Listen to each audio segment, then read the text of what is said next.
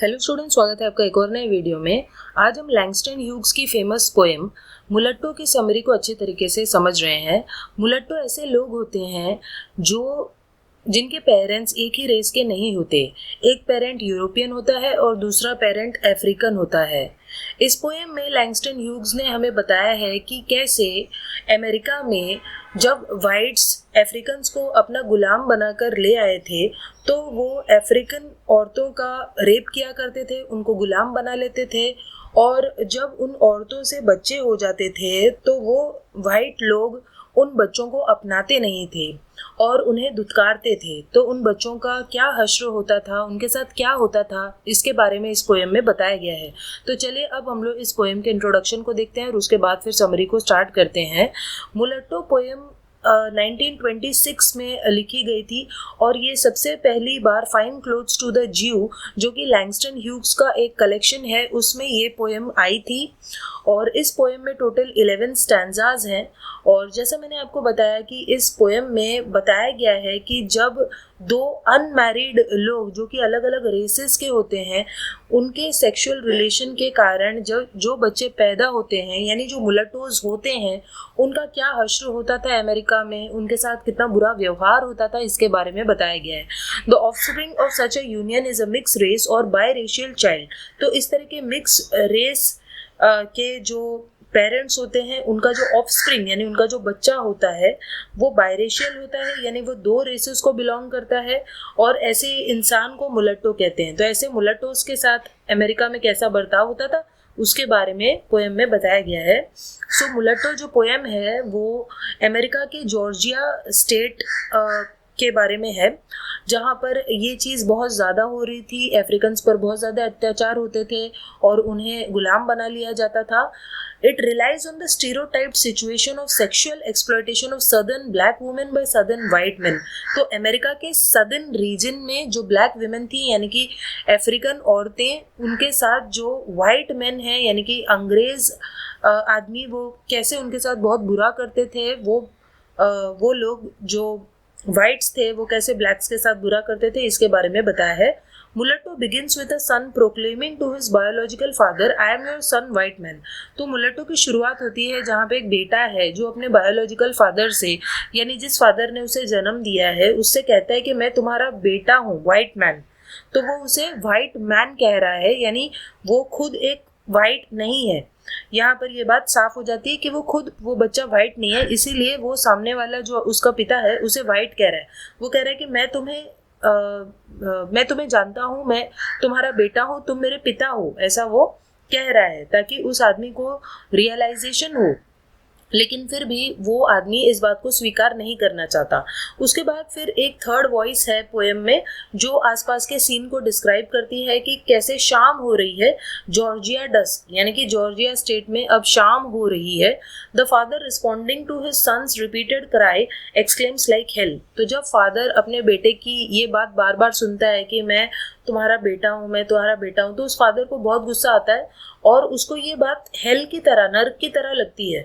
The narrator describes a moon rising in the southern night which is filled with yellow stars। तो उसके बाद narrator कहते हैं कि जो सदर्न नाइट है यानी कि जॉर्जिया जो साउथ अमेरिका में है, वहाँ की जो स्काई है उसको डिस्क्राइब किया जा रहा है कि कैसे चंद्रमा उग गया है और उसके अगल बगल बहुत सारे येलो स्टार्स आ गए। तो यहाँ पे जो चंद्रमा है, मून है, वो उस वाइट फादर का सिंबल है और जो स्टार्स हैं वो शायद उसके बास्टर्ड चिल्ड्रन का प्रतीक है, यानी वो बच्चे जो नाजायज़ हैं उसके, यानी बगैर शादी के जो स्लेव्स वगैरह को रेप करके जिस कारण से जो बच्चे हुए हैं, उन बच्चों के प्रतीक हैं वो stars. The father Muses that the body of a female slave is just a toy. उसके बाद वो फादर कहता है कि उसके लिए एक फीमेल स्लेव की जो बॉडी है, गुलाम की जो बॉडी है, वो बस एक टॉय है, एक खिलौना है जिससे वो खेलता है। He salivates over the juicy bodies of the nigger wenches। तो वो कहता है कि उन निगर यानी कि वो जो ब्लैक वेंचेस यानी औरतें हैं, स्लेव्स हैं, गुलाम हैं, उनकी जूसी बॉडीज़ के ऊपर वो अपना थूक गिराता है और उनका जो कलर है उनको भी वो डिस्क्राइब करता है। कहता है कि वो ब्लू ब्लैक कलर की हैं वो महिलाएं, वो औरतें। तो शायद वो जो ब्लू ब्लैक कलर है वो उनकी डार्क स्किन के बारे में आया है, और या उनके शरीर पर इतने सारे घाव हैं, उनके ऊपर जो अत्याचार हो रहे हैं, तो वो जो घाव हैं वो ब्लू ब्लैक कलर के हैं, तो वो ब्लू ब्लैक कलर उनकी डार्क स्किन और हेवी ब्रूजिंग का प्रतीक है। As he rapes them up against a fence, तो वो जो वाइट पर्सन है, इंसान है, वो बार बार अपने गुलामों को रेप कर रहा है और इसी वजह से उनके पूरे शरीर पर घाव हो गए हैं, दाग पड़ गए हैं। This harrowing image was a reality on many plantations, और ये जो इमेज यहाँ पर पोएम में दिखाई गई है वो हकीकत थी बहुत सारे प्लांटेशंस की, यानी बहुत सारी जगहों पर ये चीज़ होती थी। अमेरिका में बहुत सारे फार्म्स में जो वाइट मास्टर्स होते थे वो अपनी स्लेव्स का रेप किया करते थे और उन्हें प्रेग्नेंट बना देते थे।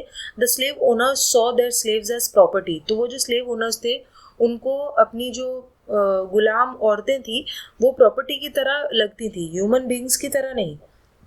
And felt it within their right to rape these women at any time in order to satiate their lust, तो अपनी भूख को, अपनी हवस को मिटाने के लिए वो कभी भी उनके शरीरों का इस्तेमाल करते थे, उनका रेप करके।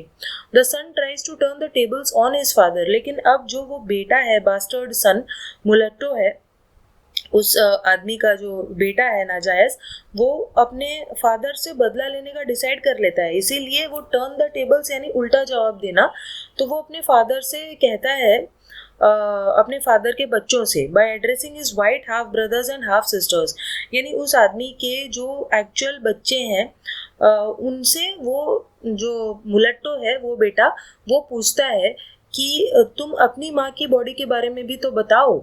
तो वो ऐसा क्वेश्चन इसीलिए पूछता है क्योंकि उसको पता है कि अगर उसके माँ की बॉडी, यानी उसकी जो माँ है वो ब्लैक औरत जिसका रेप हुआ है, अगर वो बस एक सेक्सुअल टॉय है उस वाइट फादर के लिए, उस आदमी के लिए बस एक टॉय है, तो फिर वो वाइट मदर जिसके वो बाकी के बच्चे हैं जो कि उसके हाफ ब्रदर्स और हाफ सिस्टर्स लगते हैं, यानी कि उस आदमी की एक्चुअल वाइफ जो है उसके बारे में बात हो रही है, वो उस आदमी के लिए फिर क्या है, वो वाइट मदर उस आदमी के लिए क्या है, वो भी तो एक टॉय ही हुई।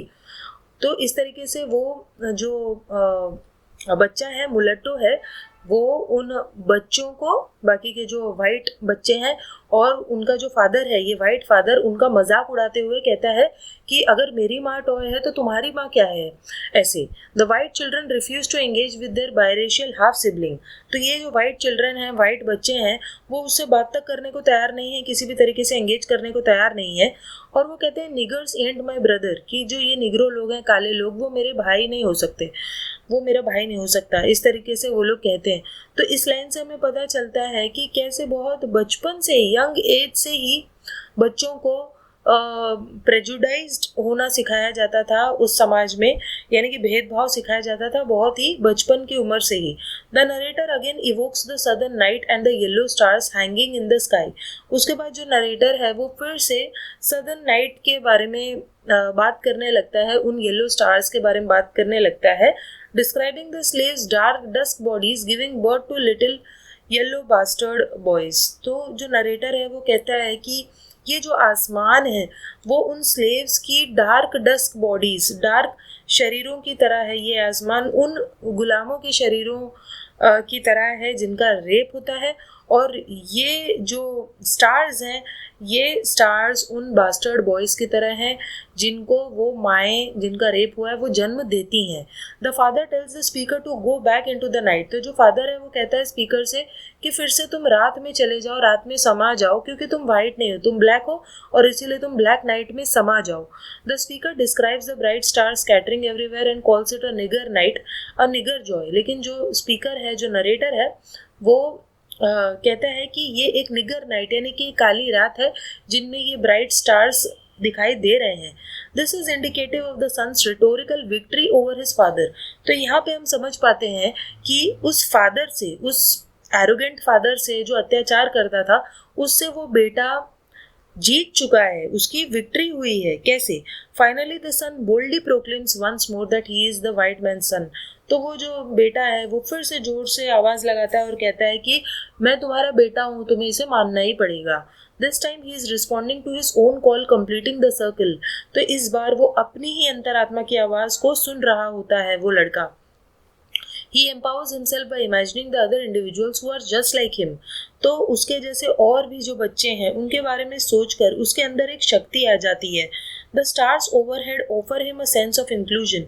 तो जब वो उन तारों को देखता है जो इतने सारे तारे हैं, तो उसे पता चलता है कि उसकी तरह और भी बहुत सारे बच्चे हैं और इसीलिए उसे हिम्मत से काम लेना होगा। Even though his father refuses to accept him, this little yellow bastard boy won't feel alone. तो हालांकि वो जो फादर है वो उसे एक्सेप्ट नहीं करना चाहता, लेकिन फिर भी ये जो बच्चा है वो जानता है कि उसे अब अकेलापन महसूस होने वाला नहीं है, क्योंकि उसकी तरह के और भी बच्चे उस दुनिया में मौजूद हैं। इसीलिए वो अपने वाइट फादर के सामने हार नहीं मानता। और यहीं पर पोएम खत्म हो जाती है। आई होप आपको इस पोएम की समरी समझ में आई होगी। सो चलिए मिलते हैं नेक्स्ट वीडियो में, तब तक के लिए बाय।